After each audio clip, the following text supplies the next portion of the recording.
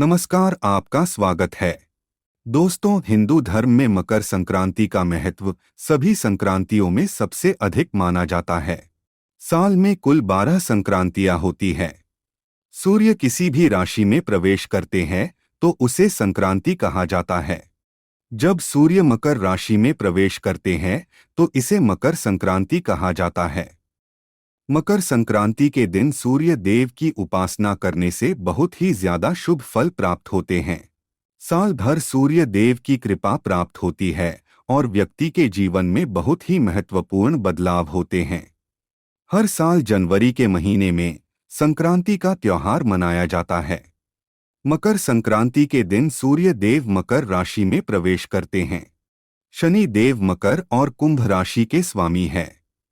इसी कारण से यह माना जाता है कि इस दिन सूर्य देव अपने पुत्र शनि से मिलने के लिए जाते हैं।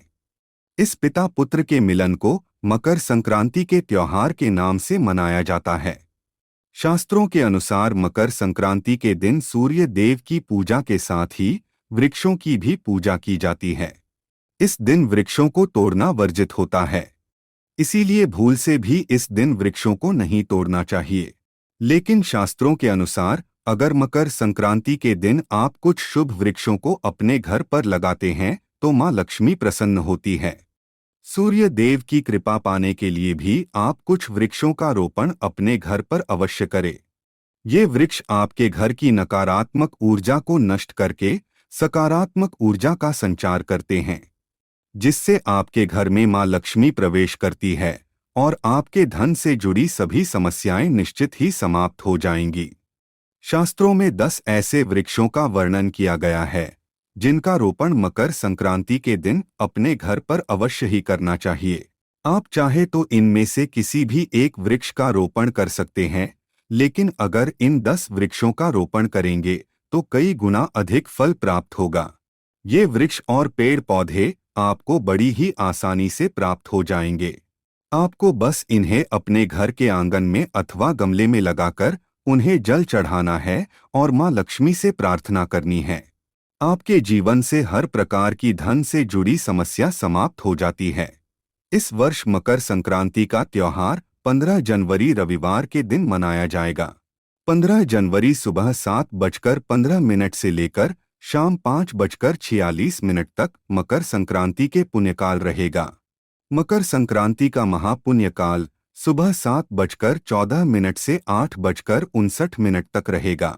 हमारे प्राचीन ग्रंथों में मकर संक्रांति के शुभ पर्व पर कई चमत्कारिक पौधों का रोपण करने का महत्व बताया गया है। यदि मकर संक्रांति में इन पौधों का रोपण आप अपने भवन में अथवा भवन के परिसर में करते हैं तो आपको निश्चित ही शुभ फलों की प्राप्ति होती है। इनमें से एक पौधा सबसे अधिक पवित्र माना गया है, जिसमें साक्षात मां लक्ष्मी निवास करती है। यदि मकर संक्रांति के दिन आप इस पौधे का रोपण करेंगे तो आपकी धन से जुड़ी सभी समस्याएं समाप्त हो जाएंगी। मां लक्ष्मी सदैव ही आपके घर में निवास करेंगी। आप इन पौधों को अन्य किसी भी दिन लगा सकते हैं, लेकिन मकर संक्रांति पर इन पौधों के रोपण करने का विशेष महत्व है, क्योंकि मकर संक्रांति का पर्व नई शुरुआत करने के लिए सर्वोत्तम होता है। यदि आप यह नई शुरुआत शुभ वृक्ष लगाकर करेंगे तो आपको बहुत अधिक लाभ प्राप्त होगा। हमारे हिंदू धर्म में प्रत्येक त्योहार मनाने के पीछे संसार के कल्याण की भावना बसी हुई है। इसमें प्रकृति को और भी अधिक सुंदर बनाया जाता है और सभी प्राणियों के प्रति दया का भाव सिखाया जाता है। इसीलिए हमारे शास्त्रों में मकर संक्रांति के शुभ अवसर पर पेड़ पौधों को लगाना बहुत ही शुभ माना जाता है। इससे प्रकृति की रक्षा तो होती ही है, साथ ही हमें कई प्रकार के लाभ प्राप्त होते हैं। स्वयं भगवान श्री कृष्ण ने ऐसे पेड़ पौधों के बारे में बताया है। यदि मकर संक्रांति में इन पेड़ पौधों को लगाया जाए तो व्यक्ति की दरिद्रता का नाश हो जाता है और उसे मां लक्ष्मी की कृपा प्राप्त होती है। वृक्ष या पेड़ पौधे हमारे सबसे बड़े और महत्वपूर्ण साथी हैं। वृक्ष नहीं तो कुछ भी नहीं है, यहाँ तक कि हमारा जीवन भी नहीं। यूं तो सभी पेड़ अपने कई महत्वपूर्ण गुणधर्मों की वजह से हमारे लिए पूजनीय और सम्माननीय है, परंतु इनमें से भी कुछ पेड़ विशेष महत्व रखते हैं और मनुष्य भगवान की तरह उनकी भी पूजा करते हैं। या इनके बिना हमारे सभी धार्मिक कार्य और पूजा पाठ अधूरे होते हैं। अगर आप चाहते हैं कि मकर संक्रांति में आपको मां लक्ष्मी की कृपा प्राप्त हो और आपकी दरिद्रता समाप्त हो जाए, तो आप मकर संक्रांति में कुछ पौधों का रोपण अपने घर पर अवश्य करें। तो चलिए जान लेते हैं उन पौधों के बारे में।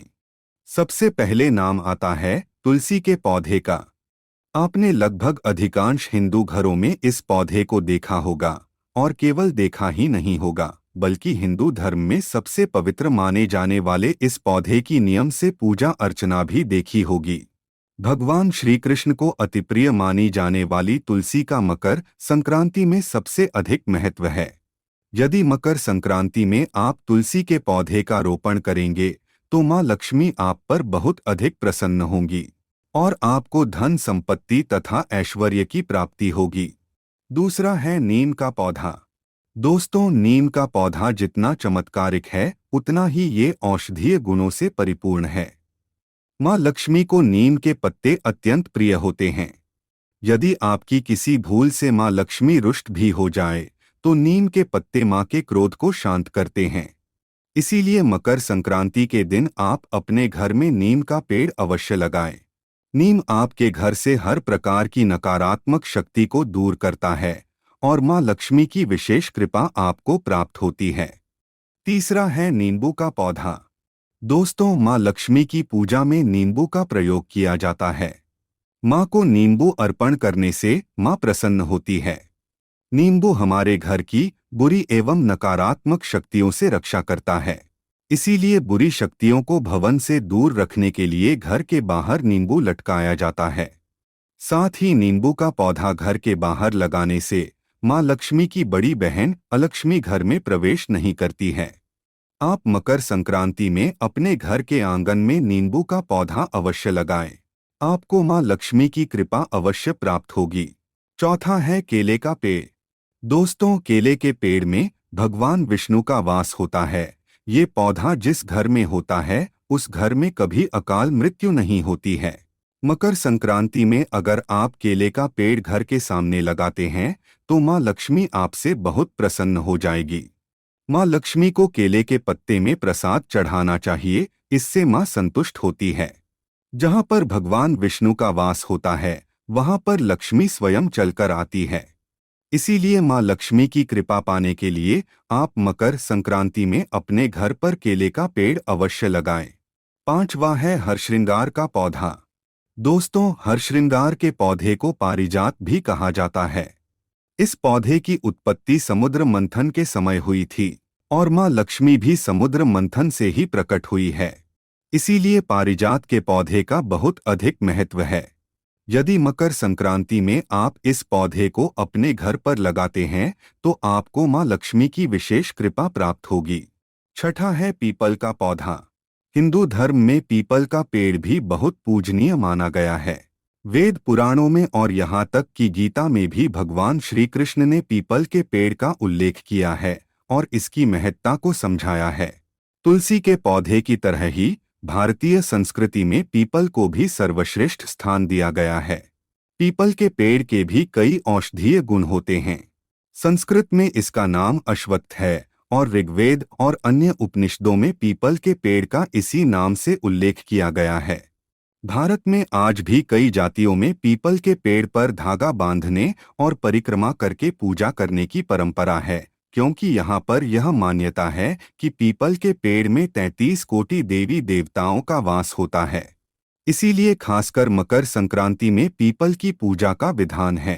पीपल पर मां लक्ष्मी का भी वास होता है। मकर संक्रांति में यदि आप पीपल का छोटा सा पौधा गमले में लगाते हैं तो आपको मां लक्ष्मी की विशेष कृपा प्राप्त होगी।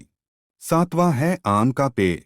हिंदू धर्म में किसी भी शुभ कार्य में, त्योहार पर या पूजा पाठ के अवसर पर घर के दरवाजे पर आम के पत्तों का तोरण बांधने की परंपरा है।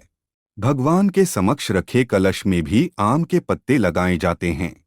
विवाह, सतमासा और जन्म के अवसर पर भी आम के पेड़ की पूजा करना शुभ माना जाता है।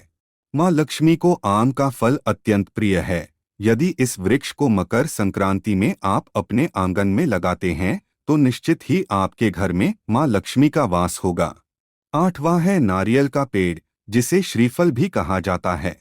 औषधीय गुणों से भरपूर और धार्मिक रूप से अति महत्वपूर्ण समझे जाने वाले नारियल के पेड़ का एक भी भाग निरुपयोगी नहीं होता है। धार्मिक अवसरों और विवाह आदि के अवसर पर तो नारियल का इतना महत्व है कि इसके बिना किसी भी शुभ कार्य की कल्पना भी नहीं कर सकते हैं। किसी भी तरह के काम की शुरुआत नारियल को फोड़कर ही शुभ मानी जाती है। मां लक्ष्मी की प्रत्येक पूजा में नारियल का प्रयोग किया जाता है। यदि मकर संक्रांति के अवसर पर आप घर के पास नारियल का पेड़ लगाते हैं तो मां लक्ष्मी बहुत ही प्रसन्न होंगी। 9वां है अशोक का पेड़। अशोक जैसा कि नाम से ही जाहिर है कि अशोक यानी कि बिना शोक का। यह 2 प्रकार के होते हैं जिन्हें लाल अशोक और हरा अशोक के नाम से जाना जाता है, परंतु दोनों ही प्रकार के पेड़ों के धार्मिक और औषधीय गुण समान रूप से महत्वपूर्ण होते हैं। मां लक्ष्मी ने जब देवी सीता के रूप में अवतार लिया था तब रावण द्वारा अपहरण करने के बाद उनका वास अशोक वाटिका में था। अशोक के वृक्ष ने मां की बहुत सेवा की थी, इसीलिए मां ने अशोक वृक्ष को यह वरदान दिया था कि जिस भी स्थान पर यह वृक्ष होगा वहां पर उनका सदैव ही निवास होगा। इसीलिए मकर संक्रांति में आप अपने घर में अशोक का वृक्ष अवश्य लेकर आएं। 10वां है शमी का पेड़। दोस्तों, शमी का पेड़ शनि देव को अत्यंत प्रिय होता है। मकर संक्रांति के दिन सूर्य देव अपने पुत्र शनि से मिलने के लिए आते हैं, इसीलिए इस दिन शमी के पेड़ की पूजा का विशेष महत्व होता है। इस दिन अगर आप शनि के पेड़ का रोपण करके उसकी पूजा करते हैं तो आपको सूर्य देव और शनि देव दोनों की विशेष कृपा प्राप्त होगी। तो दोस्तों, आप भी मकर संक्रांति में अपने घर पर इन 10 में से एक पौधा अवश्य लेकर आएं। मां लक्ष्मी आपसे अत्यंत प्रसन्न होगी। उम्मीद है आपको यह जानकारी अच्छी लगी होगी। वीडियो को लाइक जरूर करें।